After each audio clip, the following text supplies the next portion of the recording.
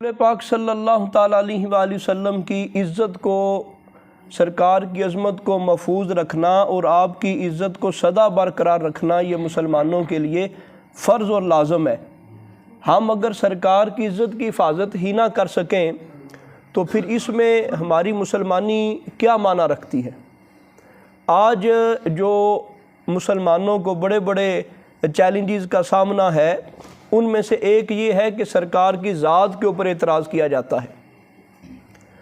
تو ہم ایک تو وہ مسئلہ ساتھ حل ہو جائے گا اور ساتھ سیرت کی شروعات ہو جائے گی۔ جس ہستی کو ہم سننے جا رہے ہیں ان کا نسب کتنا عالی تھا، نسب کہتے خاندان کو۔ تو آج یہ بھی سرکار پر نعوذ باللہ بعض جو کافر لوگ ہیں اعتراض کرتے ہیں نسب کے اعتبار سے۔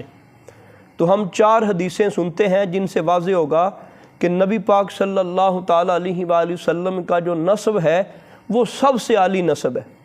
مسلم شریف کی حدیث پاک ہے 2776 حدیث کا نمبر ہے۔ نبی پاک صلی اللہ تعالیٰ علیہ وآلہ وسلم نے فرمایا اللہ تعالیٰ نے اولاد ابراہیم میں سے حضرت اسماعیل کو چن لیا۔ ابراہیم علیہ السلام کی جو اولاد ہے اس میں حضرت اسماعیل کو منتخب فرمایا۔ حضرت اسماعیل کی اولاد میں سے کنعانہ کو منتخب فرمایا اور کنعانہ سے قریش کو منتخب فرمایا، قریش سے بنو ہاشم کو منتخب فرمایا اور ہاشم میں سے رسول پاک صلی اللہ علیہ وسلم نے فرمایا اللہ نے مجھے چن لیا۔ یعنی یہ بڑا عالی شان۔ اچھا حضرت ابراہیم علیہ السلام سے کیوں شروع کیا؟ ابراہیم، یہ سوال پیدا ہوتا ہے حضرت ابراہیم سے کیوں شروع کیا؟ روئے زمین میں آج جتنے بھی مذاہب ہیں وہ سارے حضرت ابراہیم علیہ السلام کو مانتے ہیں۔ جو عیسائی ہیں وہ حضرت عیسیٰ علیہ السلام کو مانتے ہیں، حضرت محمد مصطفیٰ کو نہیں مانتے۔ یہودی جو ہیں وہ حضرت موسیٰ علیہ السلام کو مانتے ہیں، حضرت عیسیٰ علیہ السلام کو نہیں مانتے، نہ ہی محمد مصطفیٰ صلی اللہ علیہ وسلم کو مانتے، لیکن ابراہیم علیہ السلام کو سارے مانتے ہیں۔ تو اس حدیث سے ہمیں کیا پتہ چلا کہ سب سے عالی نسب تھا حضرت ابراہیم کا، اس کو ساری دنیا مانتی ہے۔ تو حضرت ابراہیم علیہ السلام کی آگے اولاد ہوئی اور اس اولاد میں اللہ تعالیٰ نے سب سے بلند مرتبہ جس کو چنا وہ نبی پاک صلی اللہ علیہ وسلم کا خاندان تھا، یعنی حضرت ہاشم کی اولاد میں سے۔ دوسری جو حدیث پاک ہے وہ مسند احمد میں ہے، ترمذی شریف کے اندر بھی ہے۔ مسند احمد میں اس کی 4 جلد ہے اور 166 اس کا صفحہ ہے، اور ترمذی شریف میں حدیث کا جو نمبر ہے وہ 3608 ہے۔ رسول پاک صلی اللہ تعالیٰ علیہ وآلہ وسلم کے متعلق انصار کے کچھ لوگ وہ باتیں کر رہے تھے سرکار کے پاس ہے، اور کہا کہ ہم آپ کی قوم کے بعض افراد سے سنتے ہیں کہ نعوذ باللہ نعوذ باللہ نعوذ باللہ محمد صلی اللہ علیہ وآلہ وسلم کی مثال ایک کھجور کے پودے کی ہے جو کوڑے کرکٹ کے ڈھیر میں اگتا ہے، نعوذ باللہ۔ یعنی یہ نسب کے اوپر کل بھی اعتراض کرنے والے موجود تھے، آج بھی۔ یعنی اس کا مطلب کیا ہے کہ سرکار کا نعوذ باللہ جو پچھلا نسب ہے، جو خاندان ہے، اس کے بارے میں کلام کرتے تھے، وہ صحیح نہیں ہے۔ کہ یہ مثال دی کہ گندی جگہ پہ بھی کھجور کا پودا جو ہے وہ رکھیں، وہ ایک جگہ پہ وہ کوڑی کے اوپر، روڑے کے ڈھیر کے اوپر بھی اگاتا ہے، نعوذ باللہ، یہ بات کی۔ رسول پاک صلی اللہ تعالیٰ علیہ وآلہ وسلم نے فرمایا اے لوگوں میں کون ہوں؟ لوگوں نے کہا آپ اللہ کے رسول ہیں۔ یعنی آج نبی پاک صلی اللہ علیہ وسلم کی مراد یہ نہیں تھی، آج خاندان بتانا مقصد تھا۔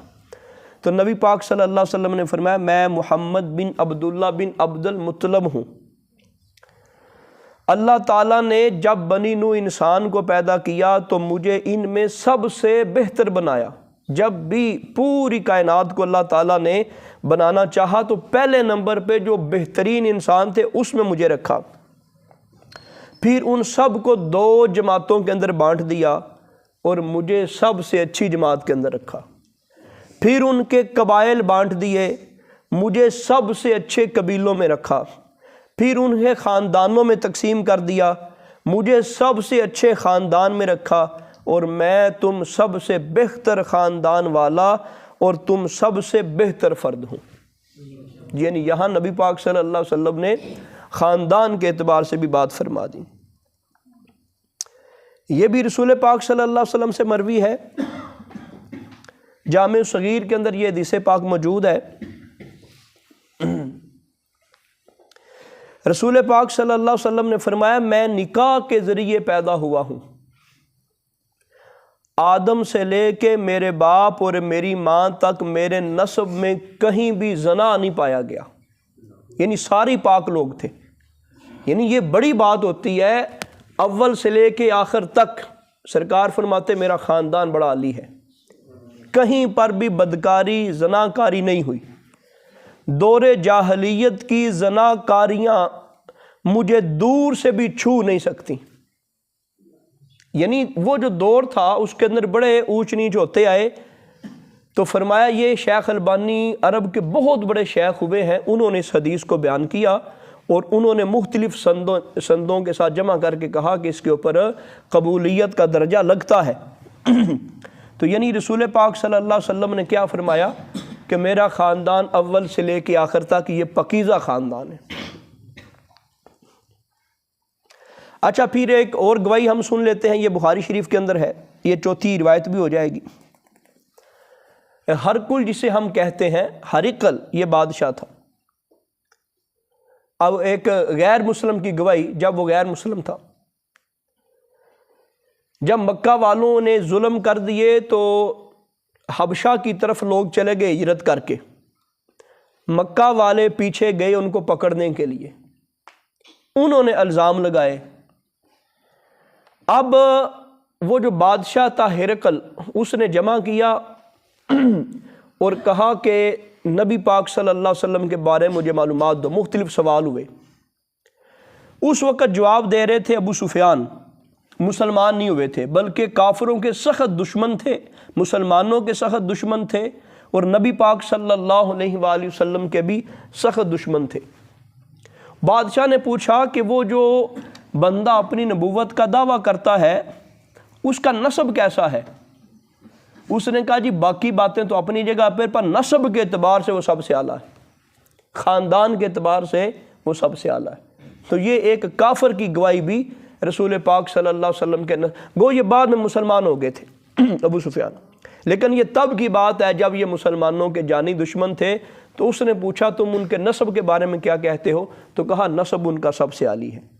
ایک تو یہ بات ہم نے آج کے درس میں جو سننی ہے، جو اپنے ذہن میں بٹھا لینی ہے، وہ یہ ہے کہ نبی پاک صلی اللہ علیہ وآلہ وسلم کا جو نسب ہے، جو خاندان ہے، وہ سب سے عالی ہے، سب سے بڑا خاندان ہے۔ اللہ رب العزت نے سب سے کمال خاندان نبی پاک صلی اللہ علیہ وآلہ وسلم کو عطا فرمایا۔ اچھا، دوسری بات، سرکار دو عالم صلی اللہ تعالیٰ علیہ وآلہ وسلم کا جو نسب شریف ہے، اس کو 3 حصوں میں تقسیم کیا جاتا ہے۔ سرکار کے نسب کو نبی پاک صلی اللہ علیہ وسلم کے والد صاحب سے لے کے حضرت عدنان تک، یہ پہلا حصہ، اور جناب عدنان ان کے والد سے لے کے حضرت اسماعیل تک، یہ دوسرا حصہ، اور حضرت اسماعیل سے لے کے حضرت آدم تک، یہ تیسرا حصہ۔ یہ جو ہے نا پہلا حصہ، نبی پاک صلی اللہ علیہ وسلم کے والد محترم سے لے کے حضرت عدنان تک، یہ بالکل 100% صحیح نام ہے، درست نام ہے، ان کے اندر کسی قسم کے شک شبہ کی گنجائش نہیں۔ یہ نسب خود نبی پاک صلی اللہ علیہ وسلم نے یہاں تک بیان کیا۔ یہ کوئی 13-14 نام بنتے ہیں، یعنی 13-14 پشتیں آپ کہہ لیں۔ تو یہاں تک نبی پاک صلی اللہ علیہ وسلم نے خود مہر لگا دی کہ یہ جو نسب ہے یہاں تک ٹھیک ہے۔ اس لیے علماء فرماتے ہیں کہ نبی پاک صلی اللہ علیہ وسلم کا جو نسب ہے وہ یہاں تک بیان کیا جائے۔ بعض لوگ جو حضرت آدم تک بیان کرتے ہیں، کتابوں میں ضرور لکھا ہوا ہے، لیکن وہاں کمی بیشی کی گنجائش ہے، غلط نہیں ہم اس کو کہتے، ہم کیا کہتے ہیں؟ کمی بیشی کی گنجائش ہے، لیکن جس میں کمی بیشی کی گنجائش نہیں وہ کیا ہے؟ وہ حضرت آدم سے لے کے حضرت عبداللہ سے لے کے حضرت عدنان تک ہے۔ تو وہ میں چند نام بطور برکت پڑھ دیتا ہوں۔ محمد بن عبداللہ بن عبد المطلب بن ہاشم بن عبد مناف بن قصی بن کلاب بن مرہ بن کعب بن لؤی بن غالب بن فہر بن مالک بن نظر بن کنانہ بن خزیمہ بن مدرکہ بن الیاس بن مضر بن نزار بن معد بن عدنان۔ یہاں تک نبی پاک صلی اللہ علیہ وسلم کا جو نسب ہے اس کے اندر کوئی کمی بیشی، جھوٹ یا ملاوٹ کا شبہ نہیں ہے۔ پھر اس کے بعد والا جو دوسرا حصہ ہے وہ اب حضرت عدنان ان کے والد سے لے کے حضرت اسماعیل جو حضرت ابراہیم علیہ السلام کے بیٹے ہیں، وہاں تک ایک بہت بڑا زمانہ ہے، اور وہ نسب نہ نبی پاک صلی اللہ علیہ وسلم نے بیان کیا اور نہ ہی رسول پاک صلی اللہ علیہ وسلم نے اس سے منع کیا، لیکن وہ جو نسب ہے وہ پہلی آسمانی جو کتابیں ہیں ان میں سے کچھ چیزیں لے کے بیان کیا جاتا ہے۔ پھر حضرت ابراہیم علیہ السلام سے حضرت آدم تک وہ نسب نامہ بیان ہوتا ہے۔ تو یہ 3 حصے ہیں، ان میں سے پہلا حصہ نبی پاک صلی اللہ علیہ وسلم کے نسب کا بالکل واضح ہے، اس پہ سرکار کی مہر لگ گئی۔ اچھا، یہ 2 چیزیں ہو گئیں۔ سرکار کے نسب کے حوالے سے ہم نے شرعی مسئلہ بھی سن لیا کہ نسب بعض لوگ حضرت آدم تک بیان کرتے ہیں، وہاں تک بیان نہیں کرنا چاہیے، کیوں؟ درمیان میں کمی بیشی رہ جائے گی۔ وہ سرکار نے خود بھی بیان نہیں کیا اور نہ ہی وہاں تک بیان کرنے کی نبی پاک صلی اللہ علیہ وسلم نے باقاعدہ اجازت دی۔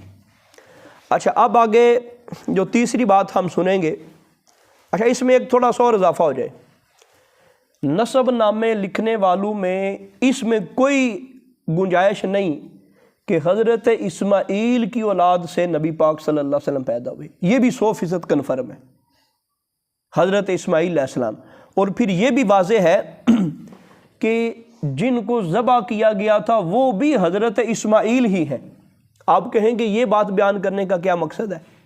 آج کافر لوگ اس پر بھی اعتراض کرتے ہیں، وہ کہتے ہیں نہیں وہ جو ذبح ہوئے تھے وہ حضرت اسحاق ہوئے تھے۔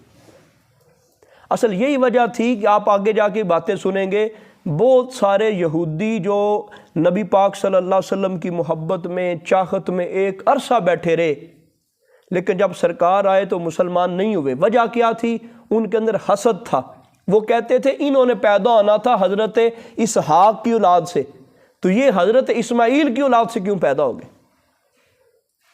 تو اس میں نبی پاک صلی اللہ علیہ وسلم کی شان کی کمی کا پہلو تلاش کرنے کے لیے وہ یہ بات ثابت کرنا چاہتے ہیں کہ حضرت اسحاق ذبح ہوئے تھے، حضرت اسماعیل علیہ السلام ذبح نہیں ہوئے تھے، اسماعیل علیہ السلام ذبح نہیں ہوئے۔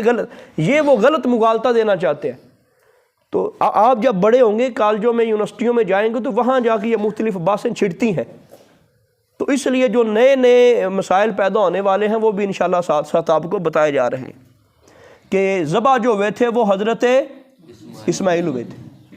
حضرت اسحاق علیہ السلام یہ بھی ذہن میں بٹھا لیں، اس سے بھی مغالطہ دیتے ہیں، حضرت اسحاق علیہ السلام چھوٹے ہیں اور حضرت اسماعیل علیہ السلام بڑے ہیں۔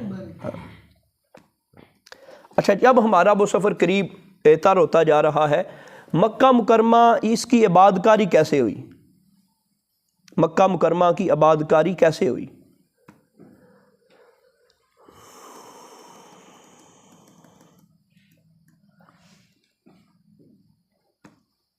اللہ رب العزت نے حکم دیا حضرت ابراہیم علیہ السلام کو۔ اصل میں حضرت ابراہیم علیہ السلام ملک شام کے نبی تھے، یہ ملک شام کے نبی تھے۔ حضرت سارہ ان کی بیوی تھی، ایک لمبا پیریڈ گزر گیا، اولاد کوئی نہ ہو رہی، پھر حضرت ہاجرہ کے ساتھ نکاح ہوا۔ حضرت ہاجرہ سے اللہ رب العزت نے پہلا بیٹا دیا حضرت اسماعیل۔ تو اب حکم یہ ہوا کہ اس کو لے جاؤ اور مکہ مکرمہ کی وادی میں چھوڑ آؤ۔ حضرت ابراہیم علیہ السلام نے حضرت اسماعیل کو لیا اور حضرت ہاجرہ کو لیا اور لے گئے مکہ مکرمہ میں۔ اب جہاں پہ بیت اللہ شریف ہے وہاں پہ کوئی بندہ نہیں، وہاں پہ کوئی خاتون نہیں، وہاں پہ کوئی سایہ نہیں، زندگی کا کوئی اثر وہاں پہ نہیں ہے، زندگی گزارنے کے اثرات نہیں ہیں، لیکن وہاں پہ چھوڑ کے آگے اللہ کی رضا پہ۔ تھوڑا سا کھانا تھا تو حضرت ہاجرہ نے پوچھا کہ آپ کیوں چھوڑ کے جا رہے ہیں؟ آپ نے فرمایا اللہ کا یہی فیصلہ ہے۔ تو جب یہ بات سنی تو حضرت ہاجرہ خاموش ہو گئی، انہوں نے کوئی واہ ویلا نہیں کیا، کوئی شور نہیں کیا، کہا اگر اللہ کا حکم ہے تو پھر مجھے قبول ہے۔ اب یہ واقعہ ذہن میں رکھیں، ہم نے اصل سیرت اپنے کردار کے اوپر اتارنی ہے، تھوڑا سا اس کو نا سوچ کی طرف لے کے جائیں کہ کوئی بندہ ایسا کر سکتا ہے اپنی بیوی کو اور دودھ پیتے بچے کو جنگل بیابان میں چھوڑ کے آ جائے، جنگل میں بیابان میں چھوڑ کے آ جائے۔ یعنی اللہ کے فیصلوں پر بندے کو اپنی مرضی کبھی مسلط نہیں کرنی چاہیے، یہ اپنے اوپر لازم کر لیں، یہ سبق اپنے ذہن میں بٹھا لیں کہ آپ کو زندگی میں کبھی یہ نظر آئے کہ یہ غلط ہو رہا ہے، لیکن آپ کو یہ بتا دیا جائے کہ یہ فیصلہ قرآن کا ہے، یہ فیصلہ حدیث کا ہے، یہ فیصلہ نبی پاک صلی اللہ علیہ وسلم کا ہے۔ آپ کو واضح طور پہ نظر آئے کہ نہیں یار یہ غلط ہے، یہ اس سے میں بچ نہیں سکتا، لیکن آپ کے سامنے جب دین آ جائے آپ اسی وقت کہیں مجھے قبول ہے جی۔ حضرت ہاجرہ ایک عورت کا عمل دیکھیں، جب ان کے ذہن میں یہ بات آئی انہوں نے پہلے پوچھا کہ ابراہیم یہ ہمیں کدھر چھوڑ کے جا رہے ہو، ہم زندگی کیسے گزاریں گے، ہم کیسے کوٹھا کوئی نہیں، مکان کوئی نہیں، کوئی چیز نہیں ہوتی۔ تو یہ ہمیں انبیاء اپنی زندگی سے سکھا کے گئے کہ یہ بات اپنے ذہنوں میں بٹھا لو، اللہ کا ہر فیصلہ ہمیں قبول ہے۔ اب یہاں پھر آپ کو ایک اور مسئلے کی طرف بتاتا جاؤں، انشاءاللہ آپ آتے رہیں گے تو آپ جو جدید جو ہمارے مسائل ہیں انشاءاللہ وہ بھی سماعت کرتے رہیں گے۔ کافروں کے ساتھ ہماری اصل جنگ کیا ہے؟ کافروں کے ساتھ اصل جنگ پوری دنیا کے اندر اس وقت جو ہدف ہے وہ مسلمان ہے۔ وجہ یہ ہے وہ کہتے ہیں فیصلے ہمارے پارلیمنٹ کے اندر ہونے چاہیے اور ہماری مرضی کے فیصلے ہونے چاہیے۔ یہ چیز بھارت نے قبول کر لی ہے، یہ چیز چائنا نے قبول کر لی ہے، یہ امریکہ نے قبول کر لی ہے، دنیا کے ہر غیر ملک نے اس بات کو قبول کر لیا ہے۔ اچھا وہ قبول کیوں کرتے؟ ان کے پاس تو کوئی ہے نہیں ایسا، وہ ہم سے یہ جنگ کرنا چاہتے ہیں کہ تم جب پارلیمنٹ میں بیٹھتے ہو، جب فیصلہ کرتے ہو، تب بھی تم کہتے ہو نہیں قرآن یہ کہتا ہے تو ایسے کرو۔ ہمارا جو قانون ہے اس کے اندر لکھا ہے نا جی حاکمیت اعلیٰ کس کی ہے؟ آپ نے اسکول میں پڑھا، اللہ تعالیٰ کی۔ وہ کہتے ہیں اس کو نکالو باہر، وہ کہتے ہیں یہ کیا ہوا کہ تم نے جو فیصلہ کرنا ہے درمیان میں قرآن حدیث کو کیوں لے کے آتے ہو، اس کو ختم کرو۔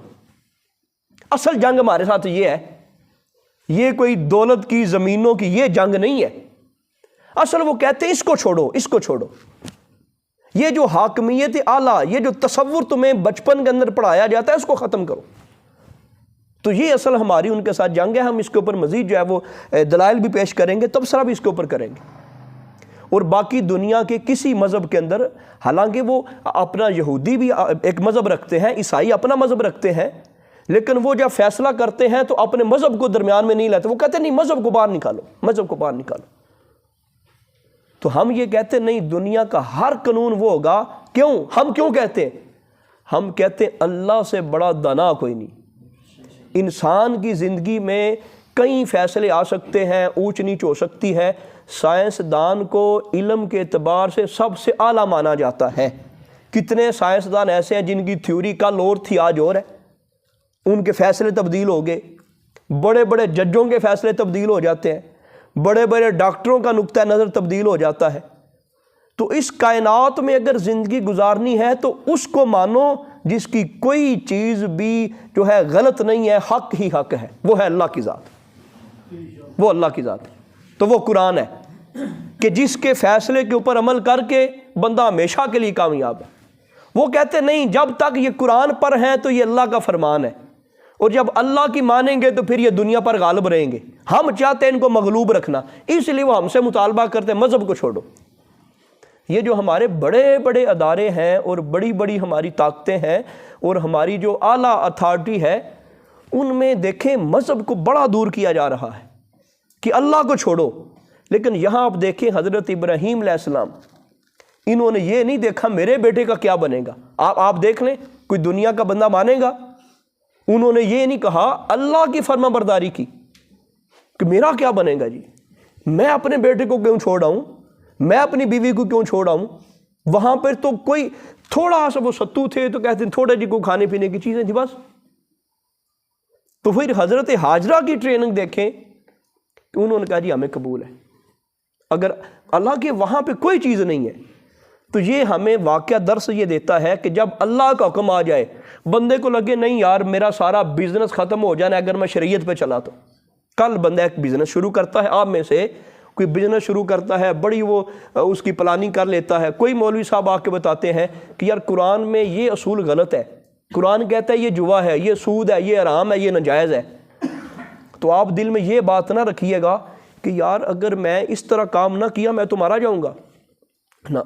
جو قرآن کہتا ہے، جو حدیث کہتی ہے، جو اللہ کا فرمان ہے، وہی سب کچھ سامنے یہ نظر آ بھی رہا ہو کہ ہلاکت ہے، موت سامنے نظر آ رہی ہے، ناکامی سامنے نظر آ رہی ہے، لیکن آپ کو یہ بتایا گیا کہ یہ اللہ کا حکم ہے، پھر آپ نہ موت کو دیکھیں، نہ ناکامی کو دیکھیں، کسی چیز کو نہ دیکھیں، وہ کر گزریں۔ اور یہ واقعہ ہمیشہ اپنے ذہن میں رکھیں، حضرت ابراہیم علیہ السلام نے کیا کیا اور حضرت ہاجرہ نے کیا کیا۔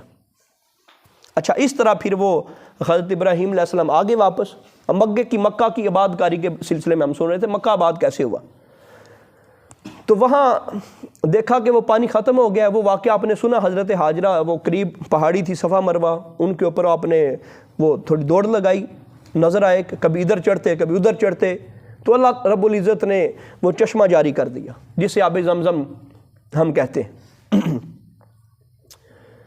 تو جب آپ کو پانی نظر آیا تو آپ آ گئیں۔ اچھا، یہ جو زمزم ہے نا جی، یہ بھی عربی میں کہتے ہیں رک جا رک جا، تو یہ آپ نے اس کو کلوز کرنا شروع کر دیا تو وہاں پہ بھی کلوز ہو گیا۔ علماء نے فرمایا اگر وہ روکتی نہ تو اس نے پھیل جانا تھا۔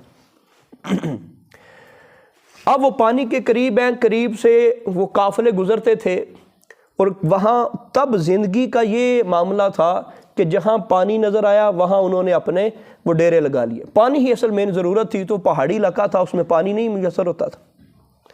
انہوں نے دیکھا کہ چڑی جو ہے وہ آسمان کے اوپر اڑ رہی ہے، تو ایک بندے کو بھیجا جاؤ فلاں جگہ پہ۔ جب انہوں نے دیکھا کہ واقعی وہاں پہ پانی ہے، وہ اس نے آ کے بتایا، وہ جرہم قبیلہ تھا، وہ لوگ آ گئے۔ تو اب جب لوگ آئے تو پھر یہاں پہ پھر درس ہے، سبق ہے، یہاں پہ سیرت جگہ جگہ ہمیں سکھاتی ہے۔ ان لوگوں نے اجازت مانگی تو بی بی پاک نے فرمایا پانی پر قبضہ ہمارا ہی رہے گا۔ اب یہاں سے اس واقعے کو دیکھیں، آج کا کتنا بھی کوئی سمجھدار بندہ ہو، صرف خاتون ہو اور ایک چھوٹا سا بیٹا ہو دودھ پیتا، اور پورا قبیلہ ہو، تو بی بی کہے کہ نہیں اس کے اوپر میرا قبضہ ہے، لوگ کہیں گے جا جا تو کام کر، تو کون نہیں۔ لیکن یہ ہمیں واقعہ سکھاتا ہے اس دور کے لوگ وہ جیسے بھی تھے، گئے گزر، لیکن انہوں نے بھی عورت کے تحفظ کو برقرار رکھا اور اس کے مال کے اوپر قبضہ نہیں کیا جو اللہ نے عطا کر دیا۔ اسی کہنا نہیں جس کی لاٹھی اس کی بھینس۔ وہ کتنے لوگ تھے، وہ مرد تھے، وہ عورتیں تھے، جنگجو تھے وہ، لیکن یہاں اکیلی خاتون ہے۔ تو سیرت ہمیں یہ بھی سکھائے، کمزور سامنے ہو تو اپنی دولت، اپنے مال اور اپنے طاقت کے نشے میں کسی کا حق ضبط نہیں کرنا۔ اور یہ بھی ساری زندگی کے لیے اپنے ذہن میں بٹھا لیں، اللہ آپ کو عزت بھی دے، مال بھی دے، دولت بھی دے، عہدہ بھی دے، ان چیزوں کے پیش نظر آپ نے کسی کا حق نہیں مارنا، کسی کے حق کے اوپر قبضہ نہیں کرنا۔ اللہ اسی طرح عزتیں دیتا ہے، اگر حق پر قبضہ کریں گے تو تباہی ہو جائے گی۔ تو انہوں نے اس خاتون حضرت ہاجرہ کے حق کے اوپر قبضہ نہیں کیا، کہا ٹھیک ہے۔ اب اس طرح پھر وہ جرہم قبیلے کے لوگ یہاں رہنے لگے، اور اب یہ مکہ مکرمہ آباد ہو گیا۔ انہوں نے ڈیرے لگا لیے یہاں پہ، اب زمزم شریف ملتا تھا، وہ پانی شریف تھا تو فری میں وہ میسر ہو گیا۔ تو اب یہاں آہستہ آہستہ کرتے کرتے پھر آبادی پھیل گئی۔ پھر حضرت اسماعیل علیہ السلام بھی بڑے ہو گئے، وہ واقعہ بھی آپ نے سنا ہوگا۔ جو مشہور چیزیں ہیں ان کو میں تھوڑا شارٹ کرتا جاؤں گا تاکہ چیزیں واضح ہوتی ہیں۔ تو حضرت اسماعیل علیہ السلام بڑے ہو گئے، پھر قبیلے کا سردار تھا، اس کی بیٹی سے آپ کا نکاح ہو گیا۔ اب پھر یہاں ایک پورے کا پورا خاندان پھر عرب پھیل گیا۔ پھر اللہ رب العزت نے 12 بیٹے بھی دیے تھے اسماعیل علیہ السلام کو، وہ مختلف جگہوں پہ پورے عرب کے اندر پھیل گئے۔ پھر عرب کے اندر جو اولاد تھی وہ حضرت ابراہیم علیہ السلام کے بیٹے حضرت اسماعیل علیہ السلام کی تھی۔ اس طرح مکہ مکرمہ جو ہے وہ آباد ہوا۔ حضرت ابراہیم علیہ السلام جس طرح پہلے بھی میں نے اشارہ کیا، اصل یہ ملک شام کے نبی تھے، یہ مکہ مکرمہ کے نبی نہیں تھے۔ تو یہ یہاں چھوڑ کے پھر واپس چلے گئے، وہاں تبلیغ کرتے رہے، کبھی کبھار آتے تھے، کبھی کبھار حضرت ابراہیم علیہ السلام آتے، ملاقات کرتے، دیکھ بھال کرتے اور پھر واپس چلے جاتے۔ اور آپ کا وصال بھی ملک شام کے اندر ہی ہوا حضرت ابراہیم علیہ السلام۔ تو پھر مختلف سفر چھوٹے موٹے آپ نے دیکھا کہ حضرت ابراہیم علیہ السلام واپس آئے، حضرت اسماعیل علیہ السلام مکہ میں ہی رہے۔ وہ جو واقعہ ہے ذبح کرنے والا، وہ وہاں آپ کو خواب آئی ملک شام کے اندر، ابراہیم علیہ السلام کو کہ آپ اپنے بیٹے کو ذبح کر رہے ہیں۔ اب دیکھیں اس واقعے کے اندر کتنی روشنی ہمارے لیے۔ کسے باپ دا ہے جگرا اپنے پتر دے گڑے تے چھری چلاوے، اتھے دے جڑا وے وہ ٹیکا لگدا نہیں ویکھن ہوندا ابے کو، میرے پتر تے خون نکلدا پیا۔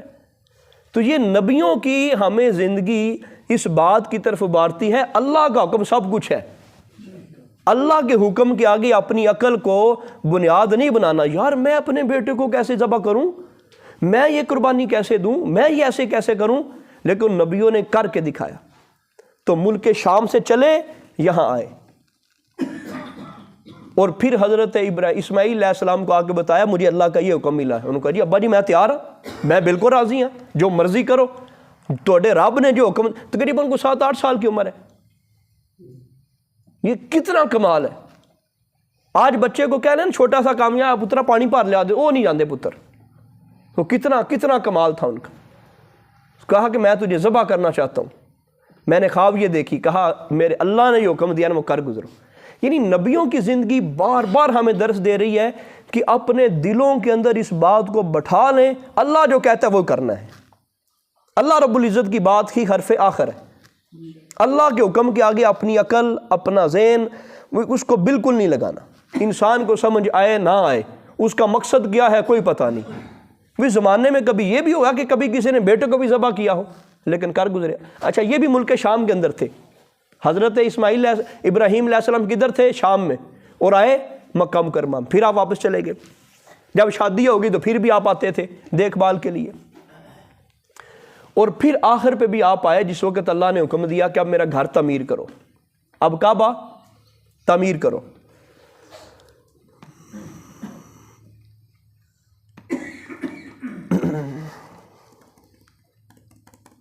یہ اللہ رب العزت نے حکم دیا تھا۔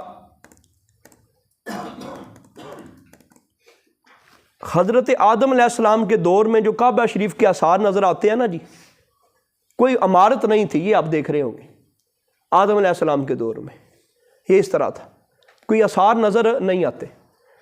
تو جو حضرت آدم علیہ السلام نے جو بنیادیں کھودی تھیں، انہی بنیادوں پہ اسی عین جگہ پہ حضرت ابراہیم علیہ السلام نے اور حضرت اسماعیل علیہ السلام نے خانہ کعبہ شریف جو ہے وہ تعمیر کیا۔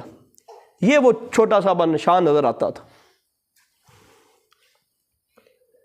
اب اس طرح ہو گیا حضرت ابراہیم علیہ السلام نے، اب یہ صرف گھر تھا اور یہ کچھ جو نشانات ہیں اس طرح، ساتھ کچھ لوگوں کے گھر اور کچھ قبیلے یہاں پہ بیٹھے ہوئے تھے۔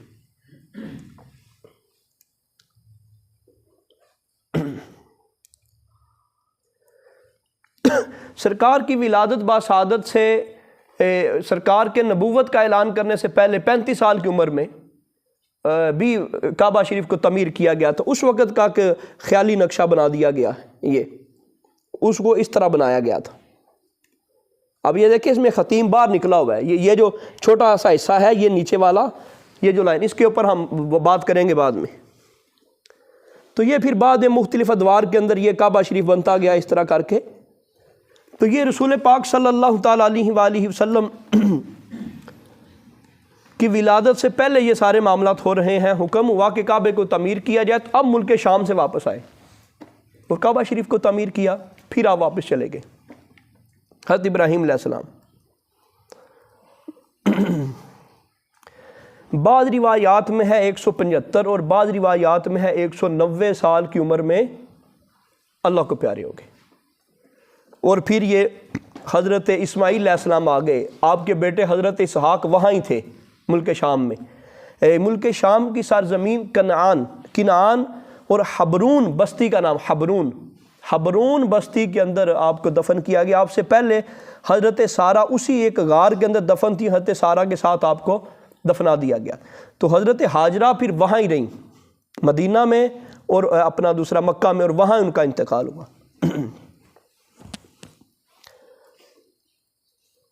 حضرت اسحاق علیہ السلام کا بھی ہم نے تھوڑا سا ذکر سنا، تو وہ حضرت سارہ سے پیدا ہوئے تھے اور بعد میں پیدا ہوئے تھے۔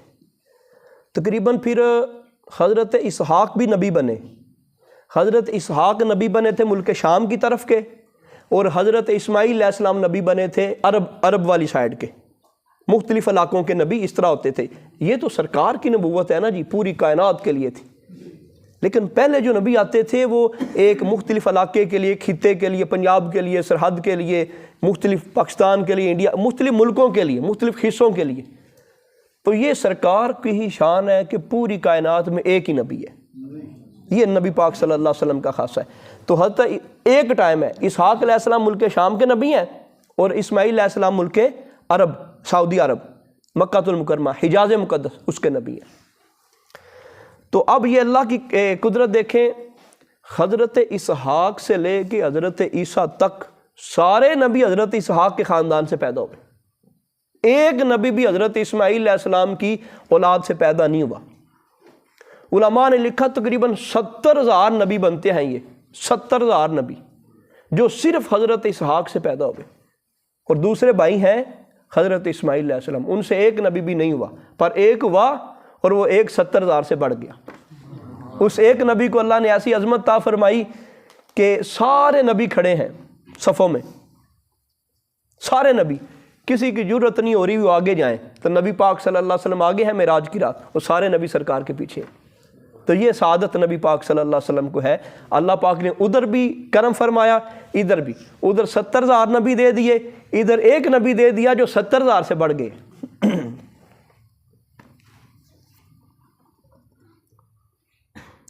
137 سال کی عمر میں حضرت اسماعیل علیہ السلام ان کا انتقال ہوا. یہ جو موجودہ تورات ہے اس میں ہے کتاب الپیدائش، جسے ہم باب کہتے ہیں. پھر اس کے آگے منی ہیڈنگ ہوتی ہے جسے ہم باب کہتے ہیں، اس کا باب نمبر 25 ہے، آیت نمبر 13 ہے. اس کے اندر بھی لکھا ہوا ہے کہ حضرت اسماعیل علیہ السلام کے 12 بیٹے تھے. ان 12 بیٹوں میں ایک بیٹا تھا جس کا نام تھا کیدار.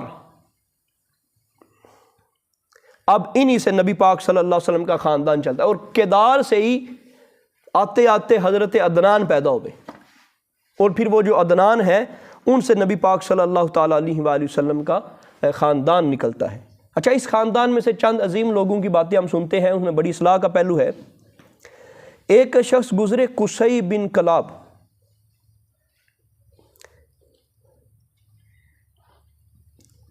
قصی بن کلاب، یہ تقریباً کہہ لیں کہ 150 سال بنتا ہے.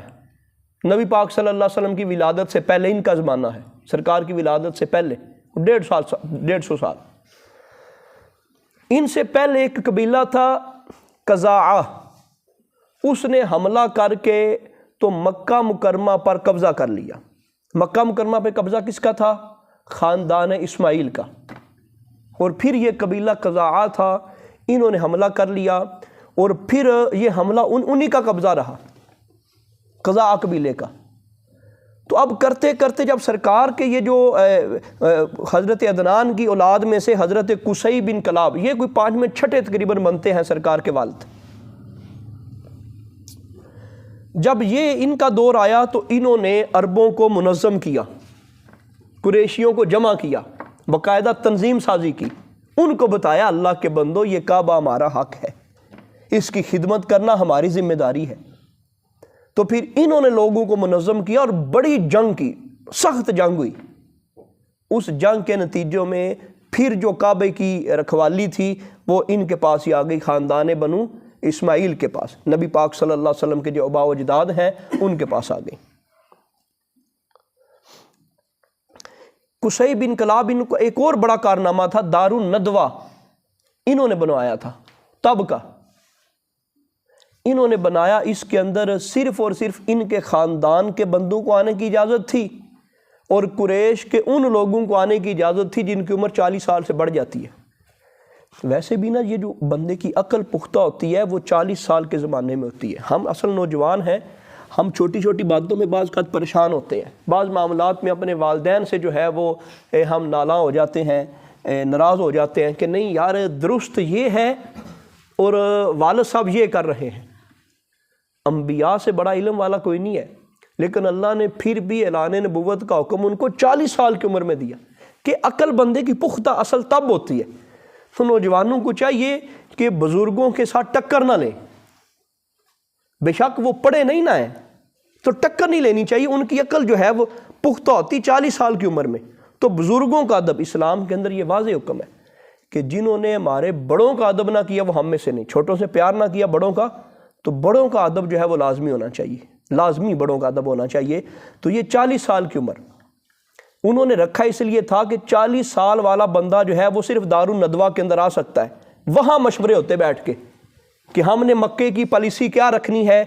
مکہ پوری ایک سٹیٹ بن گیا تھا اس وقت، مکہ کو لے کے ہم نے کیسے چلنا ہے، یہاں حاجی آتے حج کرنے کے لیے، خدمت کیسے کرنی، کیا کرنا ہے۔ تو وہ سارے فیصلے وہ لوگ کرتے جو 40 سال سے اوپر ہوتے تھے، وہ سمجھتے تھے کہ 40 سال کے اوپر جائیں گے تو عقل پختہ ہو جاتی، تو پھر انہوں نے یہ دار الندوہ وہاں ترمیم کیا ہوا تھا۔ سرکار کے والدین میں ایک ہستی ہیں حضرت ہاشم، جس کی وجہ سے ہاشمی کہا جاتا ہے۔ اصل میں ان کا نام تھا عمر، جناب عبد المطلب کے یہ والد ہیں، بڑی سخاوت کیا کرتے تھے، بڑی سخاوت کیا کرتے تھے۔ یہ ان کی گھر کا جو چولہا ہے وہ رکتا نہیں تھا،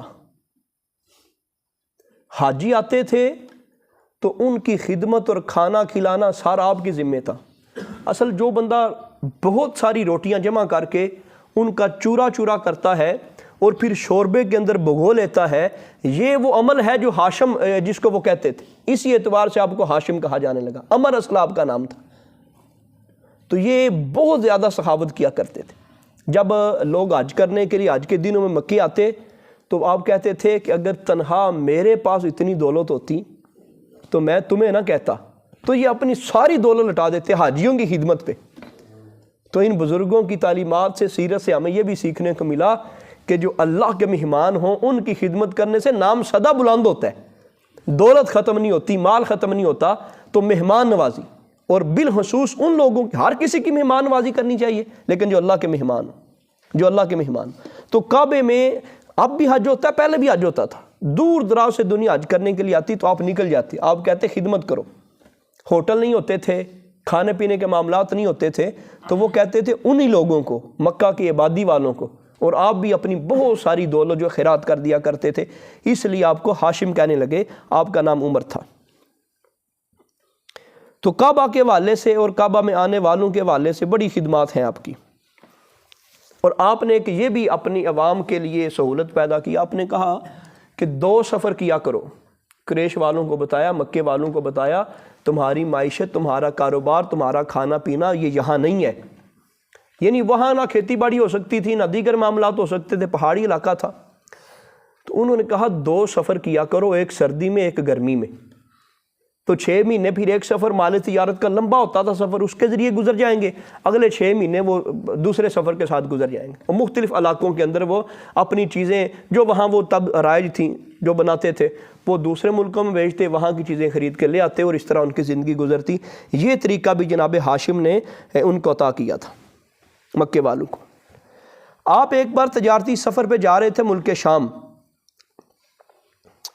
تو وہاں پہ وہ مدینہ منورہ سے ہو کے گزرے۔ ہم آگے یہ سنیں گے کہ ملک شام کا جو آسان راستہ تھا وہ مدینہ منورہ سے ہو کے جانے والا تھا، تو مدینہ منورہ سے ہو کے گئے، تو وہاں جو سردار تھا عمر بن زید بن لبید خزرجی نجاری، اس کے ہاں مہمان ٹھہرے۔ یعنی اب بھی جس طرح پہلے وہ لوگ کہتے تھے وہ گاؤں کے اندر کوئی نیا بندہ آ جائے تو وہ کسی ایک گھر کے اندر یا نمبرداروں کے گھر میں یا کسی وڈیرے کے گھر میں یا جس کی وہ بیٹھک وغیرہ ہو وہاں وہ رات گزارتے تھے، تو یہ وڈیرا تھا، اس کے ہاں رات گزاری۔ تو حضرت ہاشم کے ساتھ جب گفتگو ہوئی، ان کے کارنامے سنے، بیٹھے، تو اب یہ جو سردار تھا اس کو پتہ چلا کہ یہ تو بڑے کرو فر والا بندہ ہے، اور یہ بڑا تگڑا ہے، اور بڑی اس کی خدمات ہے، اور کعبہ کی خدمت کے حوالے سے بھی ساری باتیں سامنے آ گئیں۔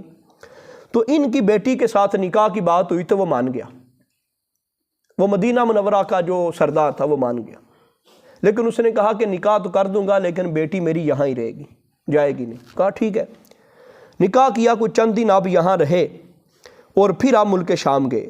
تو موجودہ جو فلسطین ہے، فلسطین میں جو مقام غزہ ہے وہاں پر آپ شہید ہوئے، جہاں اب جنگ ہو رہی ہے۔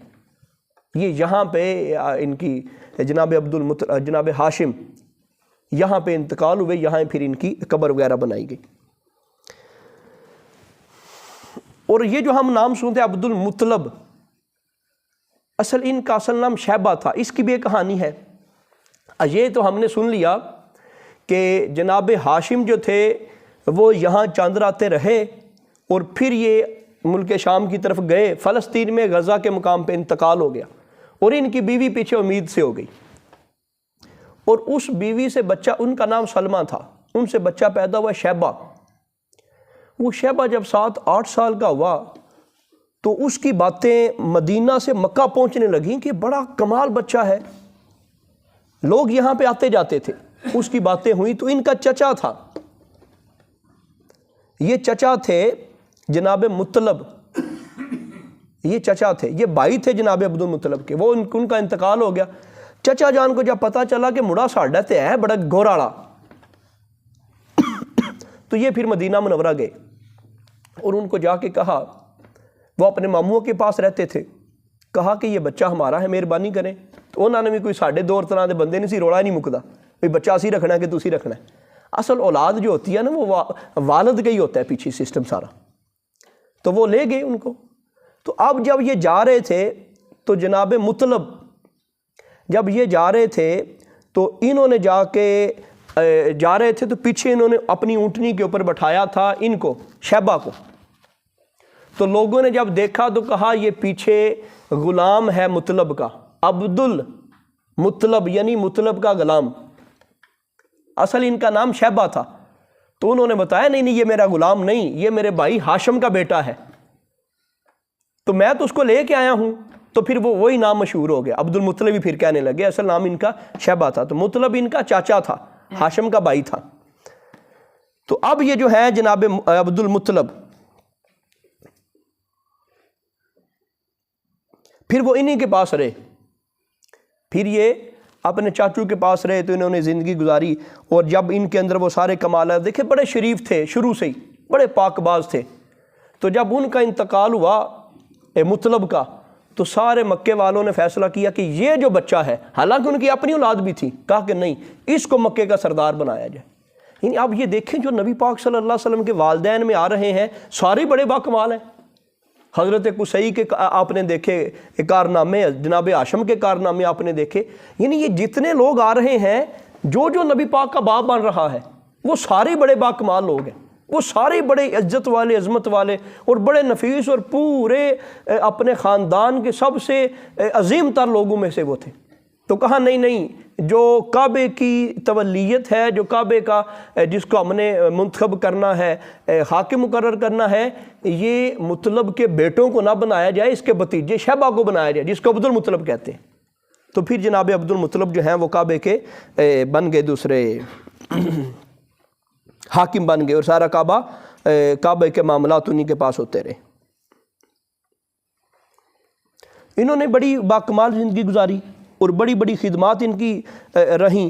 اللہ رب العزت نے پھر ان کو 12 بیٹے عطا فرمائے عبد المطلب کو. اب ان کے بارے میں بھی کافی باتیں ہیں اور ٹائم بھی تھوڑا ہم کلوز آ رہے ہیں.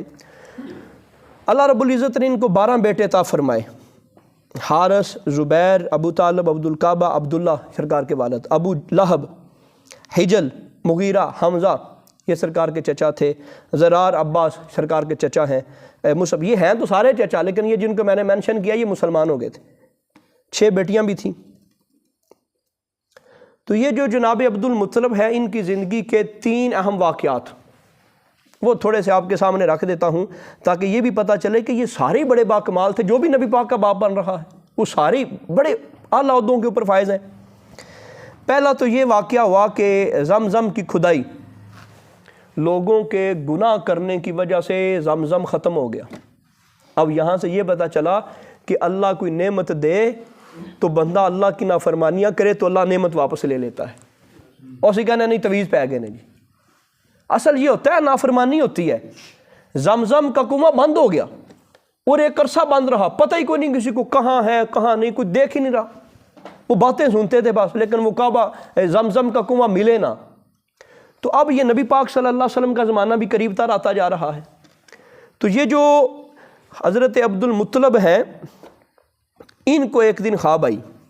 حضرت علی نے یہ واقعہ بیان کیا کہ وہ ہمارے بزرگ بیان کرتے تھے،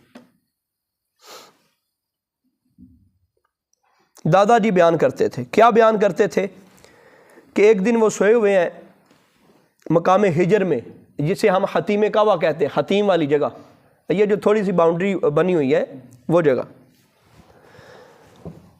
وہ کہتے میں سویا ہوا ہوں تو ایک آنے والا آیا اور اس نے آ کے کہا کہ طیبہ کو کھودو۔ تو میں نے پوچھا طیبہ کیا ہے؟ تو پھر وہ چلا گیا۔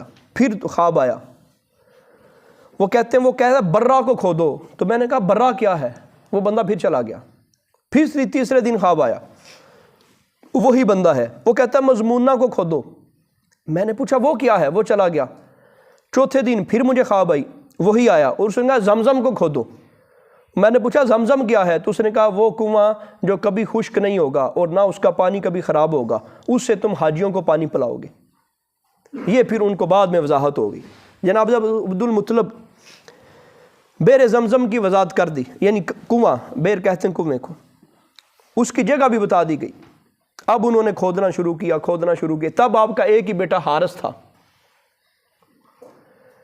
تو اللہ کا کرم ہوا کہ وہ کنواں آپ کو مل گیا، نظر آ گیا۔ اب جب بند کنواں نکلا نا جی، تو باقی جو رشتہ دار تھے، حضرت اسماعیل علیہ السلام کی جو اولاد تھی وہ بھی کھڑی ہو گئی۔ انہوں نے شور مچانا شروع کر دیا، یہ تے ساڑھے پیو دی، ساڑھے پچھلے دادا دی یہ وراثت لب گئی، یہ قبضہ ساڑھے سارے دے دیتے۔ آپ فرمائے کھودی میں نے ہے، کیا میں نے ہے، تو اس کے اوپر حق میرا ہے، پئیں گے سارے ہی، بلکہ یہ تو میری رہے گی۔ جس طرح حضرت ہاجرہ کے پاس تھا، پیتے سارے ہی تھے، تو یہ رہے گا میرا۔ لیکن وہ جھگڑا شور کہ نہیں ایسے نہیں ہوگا، ہم فیصلہ کروائیں گے۔ ملک شام کے اندر ایک فیصلے والا بندہ انہوں نے تلاش کر لیا، تو اس کے پاس سفر جاری ہو گیا۔ تو جب سفر شروع کیا تو راستے کے اندر پانی ختم ہو گیا، اب وہ لوگ مرنے کے قریب ہو گئے۔ لیکن صحیح سند کے ساتھ ہر مسلک کے علماء نے لکھا، امام ابن حشام نے بھی اس کو لکھا، اور طبقات ابن سعد کے اندر بھی صحیح سند کے اندر یہ روایت ہے، جناب عبد المطلب کے جو سواری تھی اس کے پاؤں کے نیچے سے پانی نکل پڑا۔ تو پھر ساروں نے کہا کہ نہ واقعی اس کے اوپر حق تیرا ہے۔ یعنی اللہ تعالیٰ نے یہ برکتیں نبی پاک صلی اللہ علیہ وسلم کے اوپر والے آباء و اجداد کو بھی دی تھی۔ جی یہ جن کے اوپر والے آباء و اجداد کو اللہ اتنا نواز رہا ہے، تو پھر جڑا انہاں چوں ہیرا پیدا ہونا ہے وہ کتنی شان ہونی، وہ کتنے ورا الورا ہونے، جن کے لیے اللہ نے پہلے یہ انتخاب کیا ہے کہ ان کا دادا ایسے ہوگا، ان کا پردادا ایسے ہوگا، ان کے اوپر والا باپ ایسے ہوگا، وہ سارے بڑے ولا اور ورا تھے۔ تو نبی پاک صلی اللہ علیہ وسلم کا مقام، مرتبہ، آپ کی شان اور عزت اور عظمت کتنی ہوگی۔ وہ جہاں اللہ تعالیٰ نے اپنے محبوب کا باقاعدہ نور رکھا اور جہاں وہ سلسلہ منتقل ہوتا گیا، وہ لوگ اتنے عظیم ہیں تو سرکار کتنے عظیم ہوں گے۔ اصل یہ سنانا مجبوری ہے اور ضرورت بھی ہے کہ سرکار کا جو پچھلا سارا خاندان ہے وہ سارے ہی بڑے عظیم تر لوگ تھے، وہ سارے ہی بڑے اعلیٰ لوگ تھے۔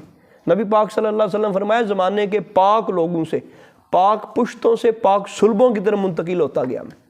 یعنی زمانے میں امام سیوطی نے اس کے اوپر بڑی کتابیں لکھی کہ ہر دور میں تقریباً کم از کم 7 بندے حق کے اوپر رہے ہیں۔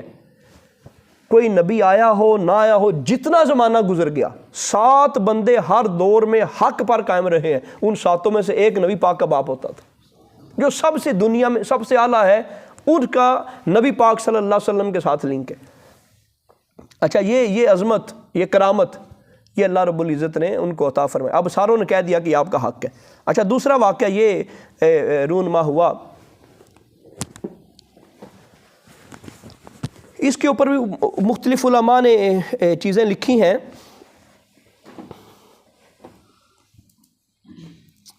کہ حضرت عبد المطلب نے منت مانی،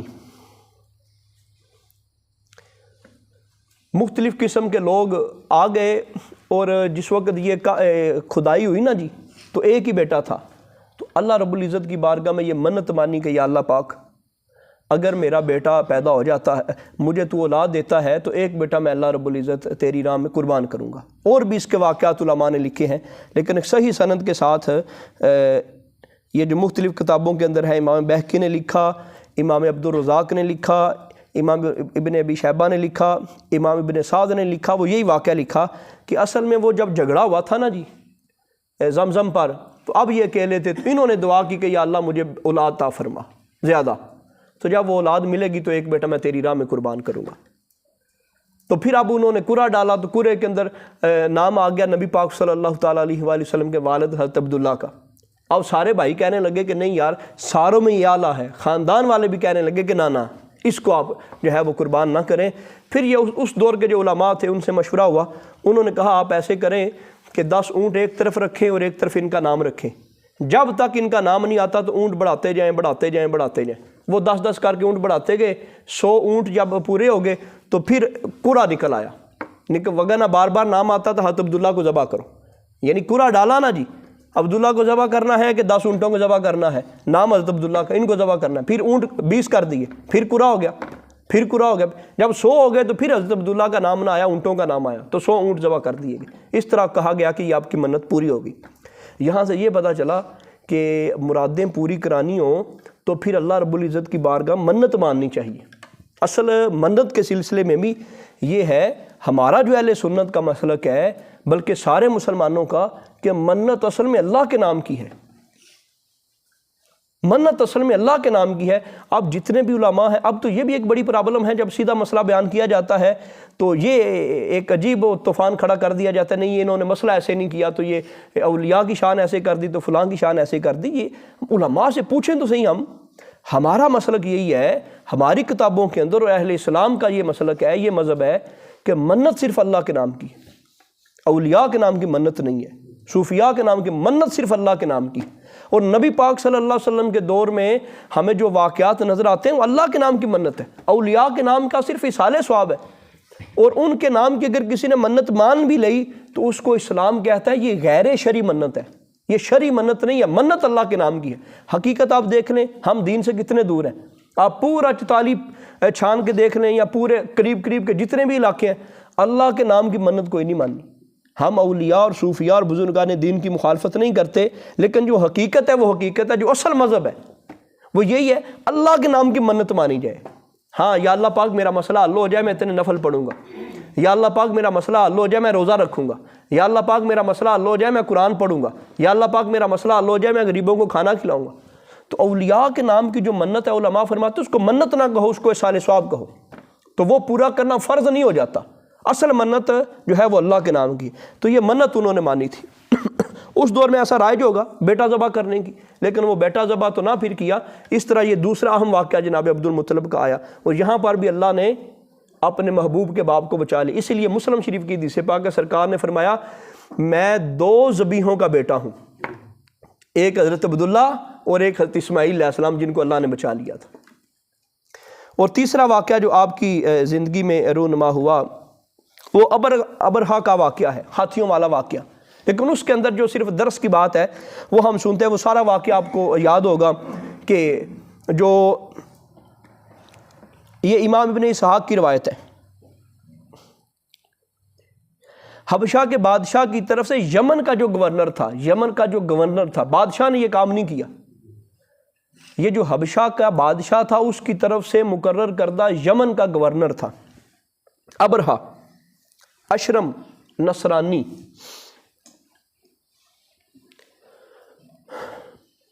اس کو یہ بات معلوم ہوئی کہ عرب والے جو ہیں وہ کعبہ کی بڑی تعظیم کرتے ہیں، تو اس نے کہا میں پھر کعبے کے مقابلے میں ایک گھر بنا لیتا ہوں اور کعبے سے لوگ دور ہوں۔ اصل یہ ایسے اسلام کو دبانے کے لیے معاملات کل بھی ہوتے رہے اور آج بھی ہوتے رہے کہ لوگوں کا دین سے رجوع دور ہو۔ اصل یہ جو جدید ہماری ٹیکنالوجی بڑھ رہی ہے اس کا ایک مقصد یہ ہے لوگ دین سے دور ہوں۔ یہ جو آج سوشل میڈیا ہے، نیٹ ہے اور اس طرح کی چیزیں ہیں، ان کا ایک بڑا مقصد یہ ہے کہ دین سے دور ہو، اور وہ کتنے کامیاب ہو گئے، کتنی جو ہیں وہ ویب سائٹیں کھولی گئیں اور پھر اس کے ذریعے کتنی فحاشی کو رائج کیا گیا کہ دین سے، مسجد سے، قرآن سے، دین سے، اللہ سے ان کا جو ہے وہ دل ہٹے۔ انہوں نے کہا جی وہاں جاتے ہیں تو اس کی طرح کا ایک اور میں کعبہ بنا دیتا ہوں، تو اس نے کلیسا بنا لیا۔ تو کعبہ میں کسی بندے کو پتہ چلا، اس نے کیا تو غلط، ایسا تو نہیں ہونا چاہیے، اس نے غلط کیا کہ وہاں جا کے اس نے پخانہ کر دیا، اس کی دیواروں کو خراب کر دیا، اس کو غصہ چڑھا، اس نے کہا میں کعبہ کو گرا دوں گا۔ تو وہ یہاں آیا، درمیان میں جتنے علاقے تھے ان کو لوٹتا آیا، اور طائف کی طرف سے آیا تھا۔ تو اب جس وقت وہ کعبہ شریف کی حدود میں پہنچا تو اس نے وہاں کی جانوروں پر جو وادیوں میں چر رہے تھے ان کے اوپر قبضہ کر لیا، جناب عبدالمطلب کی طرف اس نے پیغام بھیجا کہ آپ یہاں کے حاکم ہیں اور ہم یہاں آپ کے ساتھ جنگ نہیں کرنا چاہتے، ہمارا مقصد ہے کعبے کو گرانا، ہم آپ سے جنگ کرنے نہیں آئے۔ تو جناب عبدالمطلب نے فرمایا ٹھیک ہے، جو تم کرنا چاہتے وہ تم کرو، لیکن ان کو کہہ دو کہ جو ہمارے جانور ہیں نا جو وہ واپس کر دیں۔ وہ جو پیغام لے کے آیا تھا ایلچی، اس نے کہا ہے میرے پاس بھی لے کے آؤ، حاکم نے یہ کہا ہے، گورنر نے یہ کہا ہے۔ جناب عبدالمطلب اس کے پاس چلے گئے، جب اس کے پاس گئے تو بڑا روب، بڑا متاثر ہوا آپ کی شکل دیکھ کے، آپ کا چہرہ دیکھ کے۔ تو جس طرح یہ بعض اللہ والوں کے بندہ دیکھے تو روب کے اندر بندہ آ جاتا ہے، تو روب کے اندر آ گیا۔ تو جب آپ نے کہا نا کہ آپ ایسا کریں میرے اونٹ واپس کر دیں، تو اس نے کہا جی سارا روب بھی ختم ہو گیا، میں تو بڑا آپ کو عظیم سمجھتا تھا، آپ کا جو عبادت خانہ ہے اس کی حفاظت کے لیے آپ نے بات نہیں کی اور آپ کو اپنے اونٹوں کی فکر پڑ گئی ہے۔ اس نے کہا اونٹوں کا مالک میں ہوں اور کعبے کا مالک کوئی اور ہے، وہ اپنے گھر کی حفاظت خود ہی کر لے گا، اور مجھے ان کی ضرورت ہے، یہ مجھے دے دو، اور میں آپ کے ساتھ جنگ نہیں کر سکتا۔ یعنی اللہ کے اوپر ان کا دیکھیں کتنا پختہ یقین ہے۔ اچھا یہ مسئلہ اب بنیاد بنا کے ہم میں سے کوئی بندہ یہ نہ کہے کہ اسلام کے اوپر حرف آ جائے، کوئی قرآن کو جلانا شروع کر دے، کوئی مسجد کو گرانا شروع کر دے، تو بندہ کہ نہیں یار یہ اللہ دا کار ہے تو مجھے جو ہے وہ کھڑا نہیں ہونا چاہیے، اللہ خود ہی اس کی حفاظت کر لے گا۔ نہیں، وہ اس دور کے تقاضے اور تھے اور ان کے معاملات اور تھے۔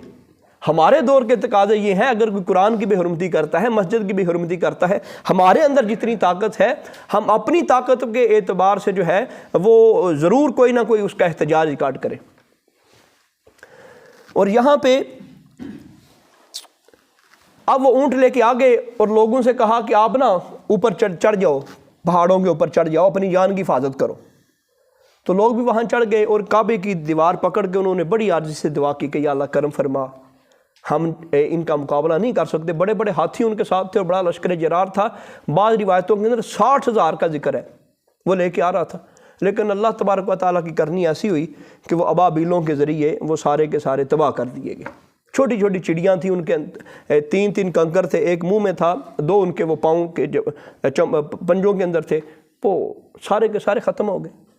تو اب اس طرح اللہ رب العزت نے کعبہ شریف کی جو ہے وہ حفاظت فرمائی اور یہ خبر پورے عرب کے اندر پھیل گئی اور لوگ جو ہیں وہ کعبہ شریف کے گرویدہ ہو گئے۔ یہ جناب عبدالمطلب کی زندگی کا واقعہ رونما ہوا اور لوگوں کا کعبہ شریف کے متعلق۔ اور پھر الم تری کیف، یہ صورت بھی اسی سلسلے میں ہے۔